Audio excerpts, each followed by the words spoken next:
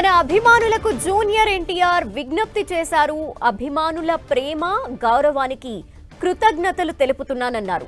Junior NTR అన్ని అనుమతులు తీసుకుని త్వరలోనే అభిమానులతో సమావేశమవుతానని చెప్పారు. ఈ నేపథ్యంలో శాంతి భద్రతల సమస్యలు రాకుండా జాగ్రత్తలు తీసుకుంటానని కూడా చెప్పారు. సమావేశం ఏర్పాటు చేయడానికి కొంత సమయం పడుతుంది. ఈ నేపథ్యంలో అభిమానులు ఓర్పుగా ఉండాలని కోరుతున్నానన్నారు ఎన్టీఆర్. అభిమానులు పాదయాత్ర వంటివి చెయ్యొద్దని తెలిపారు.